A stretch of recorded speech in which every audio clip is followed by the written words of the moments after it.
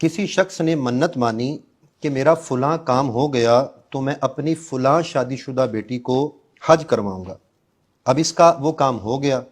لیکن مسئلہ یہ ہے کہ اس کے پاس صرف بیٹی کو بھیجنے کے اخراجات ہیں، جبکہ بیٹی محرم کے بغیر حج پر جا نہیں سکتی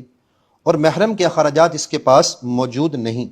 تو سوال یہ ہے کہ اس پر حج کروانا لازم ہے،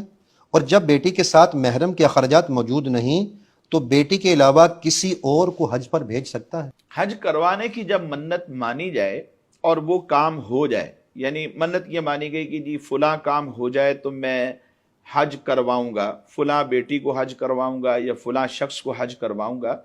تو یہ منت لازم ہو جاتی ہے۔ یہ منت شرعی ہے، حج اب کروانا پڑے گا۔ اب دوسری بات یہ ہے کہ اب بیٹی کو کروائے۔ دیکھیں، عورت کے حج پر جانے کے لیے محرم کا ہونا ضروری ہے،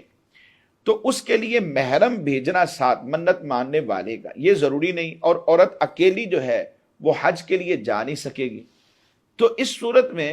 اگر یہ ویٹ کرنا چاہے تو ویٹ بھی کر سکتے ہیں، یہاں تک کہ عورت کے ساتھ کوئی محرم موجود ہو جائے، یعنی وہ بھی تیار ہو جائے۔ اب وہ جانے کے لیے تیار ہے تو ساتھ میں یہ بھی چلی جائے گی، تو اس طرح ہو جائے گا۔ اور اگر اس کے ساتھ تیار نہیں ہے یا ویسے ہی یہ بیٹی کو اب نہ کروانا چاہے، کسی اور کو بھی کروانا چاہے تو کروا سکتا ہے، کیونکہ اس میں بھی ایک اصول یہ ہوتا ہے کہ جب کسی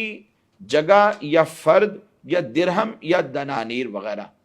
ان کے بارے میں کوئی منت مانی جاتی ہے تو یہ متعین کرنے سے متعین نہیں ہوتے۔ درہم و دنانیر یعنی کرنسی کو بدلا جا سکتا ہے، تو اس صورت میں چونکہ بیٹی کے لیے منت مانی تھی، اور اگر بیٹی کے علاوہ کسی کو بھیج دیں گے،